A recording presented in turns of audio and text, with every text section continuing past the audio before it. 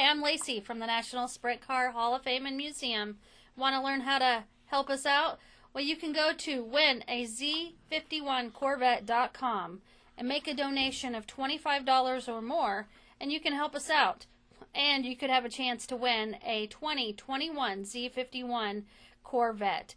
And that's not just any Corvette. It is an Elkhart Lake Blue Metallic. It's a beautiful, beautiful car, brand new, and it could be yours just by making a $25 donation or more. Again, that website is winaz51corvette.com. The drawing is August 14th, Saturday night of the Knoxville Nationals. And you could be getting a call from one of us here at the National Sprint Car Hall of Fame and Museum telling you just won a brand new Z51 Metallic Lake Blue Corvette. That address again is winaz51corvette.com.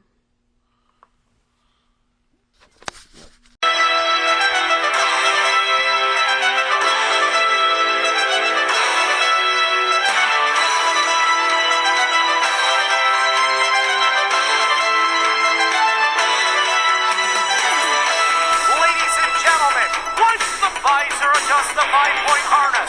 Grandpa, get your ID! Shortly, because, ladies and gentlemen, it is showtime! You're listening to the Dirt Racing Podcast with Marshall Haynes.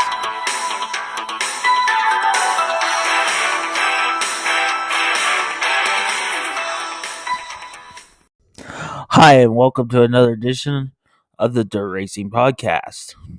In this episode, we'll have Bill Wright from the National Sprint Car Hall of Fame on pole awards. And then we'll break down the Georgia-Florida speedweeks for sprint cars and midgets. And give you the latest World of Outlaw changes all in this edition of the Dirt Racing Podcast. Now let's go back to the Florida and Georgia speedweeks. First for the All-Star Circuit of Champions, where their race was on 129. The first night at Screven, where Donnie Schatz won. Aaron Reitzel won the next night at Screven on the 30th of January. Then the first night of East Bay on February 1st was rained out. They did race on February 2nd, where Donnie Schatz won. The 3rd of February, it was Logan Schuchart winning. And on their final night for the All-Stars on the 4th of February was run by Carson Macedo. They were all World of Outlaws winners, and also they were all non-points races for the All-Stars. For the World of Outlaws, when they went to the Dirt Car Nationals on the next couple nights, the 5th and the 6th, which the 6th got rained out, turned into the 7th. On the first night there, on the 5th, it was Brad Sweet winning it. And the next night, Logan Schuchart won. And Logan Schuchart picked up the Big Gator as the overall champion of the Dirt Car Nationals. For USAC, the midgets were at Bubba Raceway. Started on February 5th with the feature, but it went into Saturday the 6th with Michael Buddy Kilfoy winning it. The rest of Saturday's program was rained out, and then they came back the following Monday, and Thomas Meserol on the 8th picked up the win. For the USAC sprint cars were there as well. For the sprint cars, they got 2 of the 3 shows in. The first 2 nights on February 11th, it was Kevin Thomas, and on February 12th, Justin Grant Rain took the program on the 13th. And that's been your results from Florida Georgia Speedweeks. I'm here with Bill Wright. It's the annual Pole Awards time. How's it going today? Good, Marshall. We just announced our North American Sprint Car Pole Awards, and it was during Chili Bowl. Of course, we couldn't be at the Chili Bowl this year. Just not enough a crowd for us to go down and make it worthwhile for the Hall of Fame Museum for those purposes. But we went ahead and announced our Pole Awards, and I think people were excited about those again. And the non-wings are. Yeah, we started with the non-wings, and of course Brady Bacon was the driver of the year. That was the second time that he had won driver of the year, and of course his team won team of the year. So he and his crew chief Matt Hummel and the Dynamics team, and of course the Hoffmans involved with that as well. So they kind of dominated the non-wing section there. Sam Haferteep Jr., I think the 5th year in a row, am I right on that?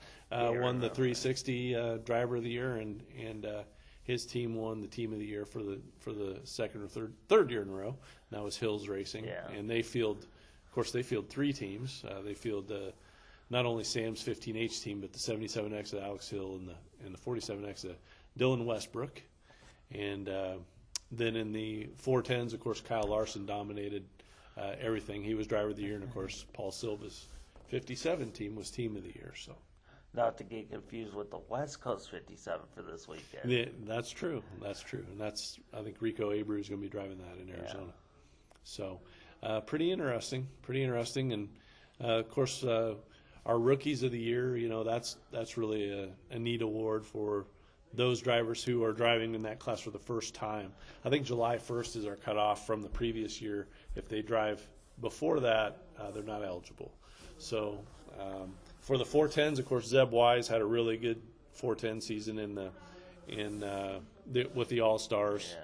Yeah. And of course, in the non-wing group, Cole Bodine raced with USAC all year, and he was kind of a runaway winner, I think, as the rookie of the year there. And then in the 360s, Garrett Williamson, who raced the ASCS schedule. And in a bunch here.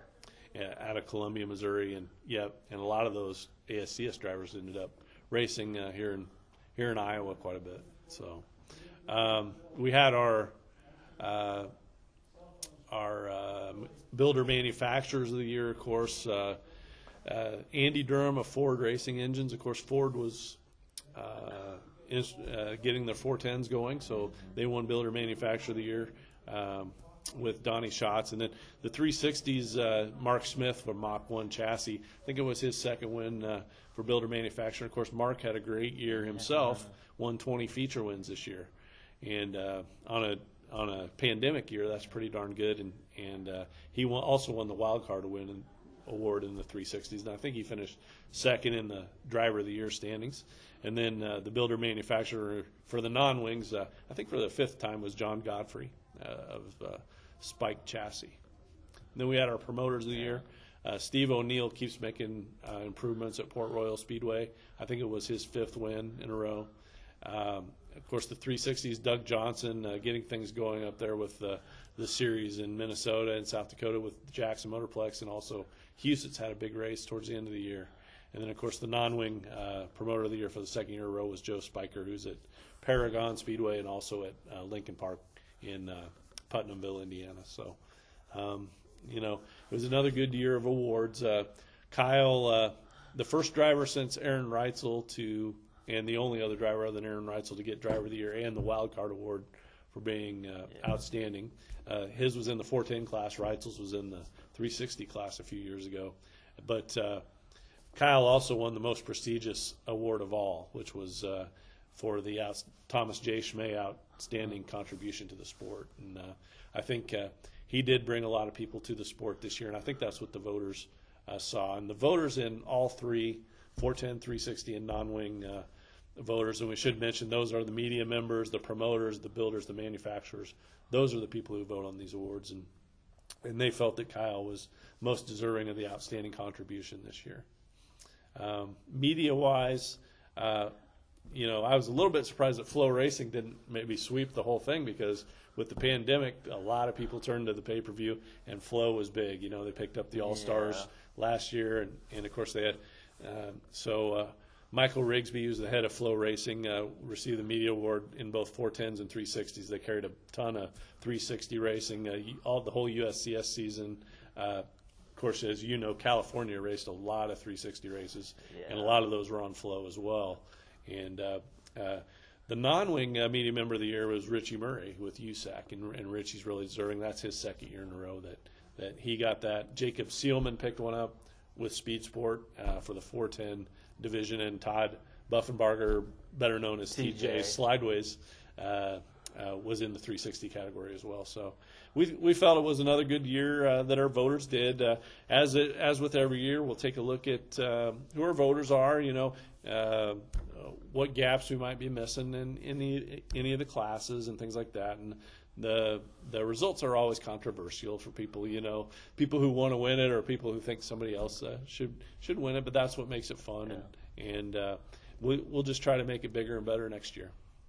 And then Houston's could win it again next year with some big races. We could see that. After they just announced the big ones for USAC. A lot is going on up at Houston's, and Todd Queering and Doug Johnson are doing great things up there. They've hired Chuck Spicer, who we know here from Iowa Speedway, and Chuck is a great guy as well. So they're going to have a lot of exciting things going on. Just announced the big USAC 3-night event in September with sprints and midgets. They announced the big week, of course, between Houston and Jackson, culminating in the Jackson Nationals with the World Outlaws, and with Houston racing weekly, that's just going to really boost racing. I think sprint car racing here in Central United States. Yeah, we appreciate your time today. Thank you very much, Marshall. It's always good to talk to you. Hi, I'm Lacey from the National Sprint Car Hall of Fame and Museum. Want to learn how to help us out? Well, you can go to winaz51corvette.com and make a donation of $25 or more, and you can help us out. And you could have a chance to win a 2021 Z51 Corvette. And that's not just any Corvette. It is an Elkhart Lake Blue Metallic. It's a beautiful, beautiful car, brand new, and it could be yours just by making a $25 donation or more. Again, that website is winaz51corvette.com. The drawing is August 14th, Saturday night of the Knoxville Nationals. And you could be getting a call from one of us here at the National Sprint Car Hall of Fame and Museum telling you just won a brand new Z51 Metallic Lake Blue Corvette. That address again is winaz51corvette.com.